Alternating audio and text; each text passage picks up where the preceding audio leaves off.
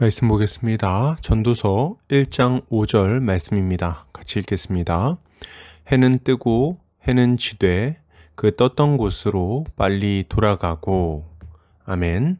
전도서 1장 5절 말씀, 반복되는 일상 속에서 의미를 찾으려면 이라는 제목으로 말씀을 보도록 하겠습니다. 신자는 반복되는 일상 속에서도 지치거나 낙심하지 않고 감사하며 살아갑니다. 왜요? 주님의 은혜로 날마다 새로운 삶을 살아갈 수 있기 때문입니다. 오늘 본문을 통해서 이에 대해 함께 살펴보도록 하겠습니다. 오늘 전도자는 해는 뜨고 해는 지되 그 떴던 곳으로 빨리 돌아간다고 말합니다. 이것을 타번역본에서는 해는 떴다가 지고 다시 떠오르기 위해 그 떴던 곳으로 급히 돌아가는구나 라고 번역하고 있습니다. 본문은 뜨다와 지다 그리고 빨리 돌아간다를 연이어 언급하면서 날마다 반복되는 하루를 강조하고 있습니다. 이것은 반복되는 일상의 무의미 속에서 참된 의미와 가치를 찾기 위해서는 그 일상을 허락하신 하나님을 만나야 한다는 것을 잘 교훈하는 말씀이라고 할 수 있겠습니다. 본문은 해는 뜨고 또 진다고 말합니다. 그리고 그 떴던 곳으로 빨리 돌아가서 다시 떠오른다고 말하죠. 이때 빨리 돌아간다는 말은 샤프라는 단어인데 헐떡거리며 뛰어간다는 의미를 가지고 있습니다. 이것은 참 재밌는 표현인데 마치 출근 시간에 늦을까 걱정하는 직장인처럼 떴던 곳으로 해가 다시 돌아간다고 말하고 있기 때문입니다. 그러면 전도자가 해가 빨리 돌아간다는 표현을 통해서 전하고자 하는 것은 무엇일까요? 그것은 우리가 하루를 열심히 산다 해도 새로운 내일을 기대할 수 없다는 것과 우리의 삶은 그저 매일 똑같은 하루를 반복하는 무의미한 것에 불과하다는 것을 말하고자 하는 것입니다. 맞습니다. 우리는 새로운 하루를 기대할 수가 없어요. 우리는 오늘을 딛고 새로운 내일로 나아가는 것이 아니라 그저 하루를 살고 또다시 하루를 살 뿐입니다. 사람들의 삶을 좀 보십시오. 다람쥐 쳇바퀴 도는 것과 같은 삶을 살아가곤 합니다.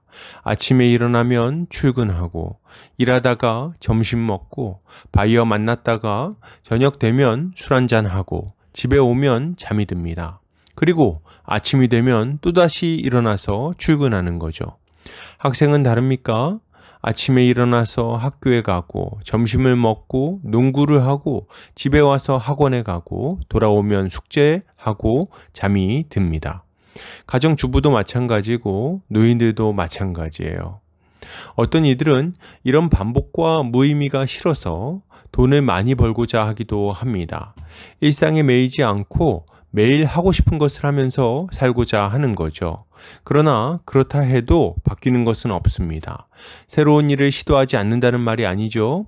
새로운 사람도 만나고 새로운 운동도 하고 새로운 여행지에 찾아갈 수도 있을 것입니다. 그러나 우리는 여전히 아침에 눈을 뜨고 점심을 먹고 저녁을 먹겠죠. 그리고 잠이 들고 또다시 눈을 뜰 것입니다. 이 반복되는 일상의 무의미함은 그 내용을 조금 바꾼다고 해서 해결할 수 있는 문제가 아닙니다. 우리는 그저 하루를 살고 또 하루를 살 뿐인 거예요. 우리는 이러한 비슷한 하루를 반복하다가 어느 날 문득 생각하게 될 겁니다. 내가 이러려고 태어났나? 그렇다면 우리는 왜 이렇게 지루하게 반복되는 일생을 살아가게 되는 걸까요? 왜 새로운 내일로 나아가지 못하고 하루를 반복하며 살아가는 겁니까? 우리에게 주어진 하루의 의미를 발견하지 못했기 때문입니다. 우리 인생의 목적을 발견하지 못했기 때문에 그저 먹고 사는 것을 위한 하루를 반복하게 되는 거예요. 원래 해가 뜨고 지는 것은 무의미한 반복이 아니었습니다. 창세기 1장에서 하나님은 해가 뜨고 지는 것을 보시고 또다시 지루한 하루가 시작되었다고 탄식하지 않으셨어요. 도리어 주님은 이 해가 뜨는 것을 보시고 보시기에 심히 좋았다고 말씀하십니다. 왜 좋습니까? 자신의 피조물들이 하루라는 이 시간 속에서 예비된 복을 누리게 될 것을 아셨기 때문입니다.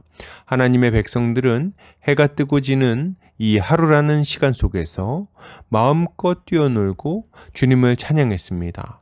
사명을 감당했고 주를 예배했으며 저녁이 되면 평안히 잠들어 쉼을 누렸죠.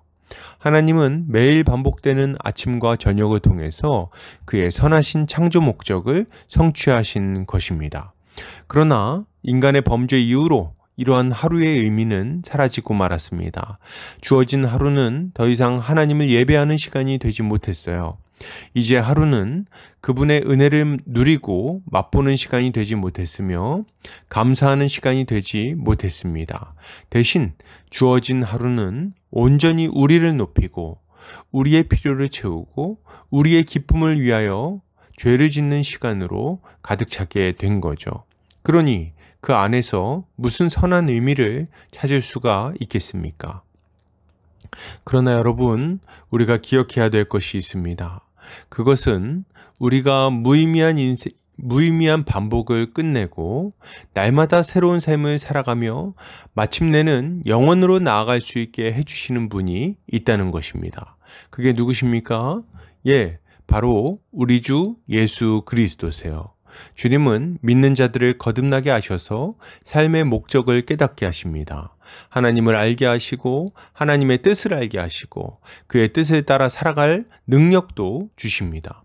이전에는 이유 없이 태어나서 목적 없는 하루를 살아가고 있었다고 한다면 이제는 하나님을 찬양하는 새로운 피조물이 되어 그의 영광을 위한 하루를 살아가게 되는 거죠. 맞습니다. 주님은 우리가 하루를 살아가는 이유가 되어 주시는 거예요. 또한 주님은 우리의 인생을 새롭게 하기도 하십니다. 변화를 일으키시죠. 우리는 오늘 하루를 통해 내일 더 나은 존재로 성장하게 될 것입니다. 날마다 그리스도를 배우고 날마다 그리스도를 닮아가는 거예요. 또한 주님은 우리의 가정이 변화되게 하시고 우리 교회가 변화되게 하시고 우리 직장이 변화되게 만드십니다. 기대하지 못했던 새로운 일들이 날마다 이루어지게 하시는 거예요. 주님은 우리의 하루를 매일 똑같은 하루가 아니라 내일로 나아가는 오늘이 되게 하시고 영원으로 이어지는 하루가 되게 하시는 것입니다. 여러분, 베데스다 연못에서 누워있던 38년 된 병자를 아십니까? 그의 삶은 치유를 기다리며 실패를 반복하는 삶이었어요. 개선될 것도 없고 좋아질 것도 없었습니다. 누운 자세는 바뀌었을지언정 삶의 변화는 있을 수가 없었던 거죠. 맹인 거지 바디메오의 삶도 이와 마찬가지였습니다. 그의 삶은 날마다 구걸하는 비루한 삶의 반복이었어요. 구걸의 장소에 엎드려서 고개를 조아리다가 적선을 받으면 그것으로 끼니를 때웠습니다. 그리고 다음 날이 되면 또다시 고개를 조아리러 구걸의 장소로 나아간 거죠. 그에게는 어떠한 변화의 소망도 없었습니다. 그는 걸을 수는 있었지만 그럼에도 불구하고 한 걸음도 앞으로 나아갈 수가 없었어요. 그러나 이런 이들의 삶도 예수 그리스도를 만난 이후에 완전히 달라지게 됩니다. 변화가 일어나는 거예요. 병든 몸이 회복되고 감긴 눈이 떠집니다. 이들의 육신은 새로워졌고 이들의 삶도 새로워졌으며 이들의 영혼도 새로워졌습니다. 이들은 주님을 만나서 그 무의미한 삶을 끝내고 주님을 따라 영원을 향한 여정을 시작하게 된 거죠. 그러므로 이것을 생각할 때 신자의 삶은 어떠해야 하겠습니까? 가장 먼저 우리는 예수 그리스도를 믿어야 되겠습니다.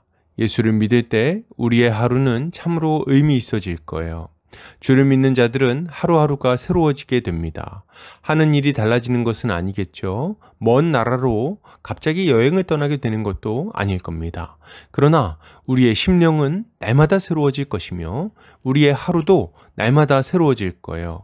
왜요?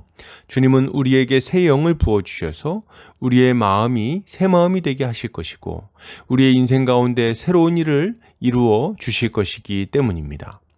또한 예수를 믿었다면 우리는 매일의 삶을 통해 하나님을 예배하고 그가 주신 은혜에 감사하는 삶을 살아야 하겠습니다. 주가 우리를 핏값 주고 사셨으니 우리의 하루는 온전히 주님의 것입니다.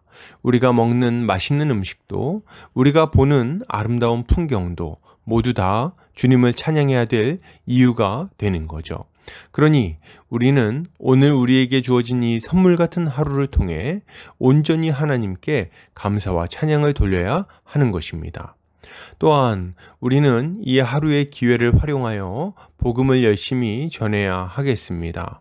우리에게 주어진 오늘 하루는 영원한 나라가 완성되기까지 우리에게 남아있는 복음 전파의 시간임을 알아야 됩니다.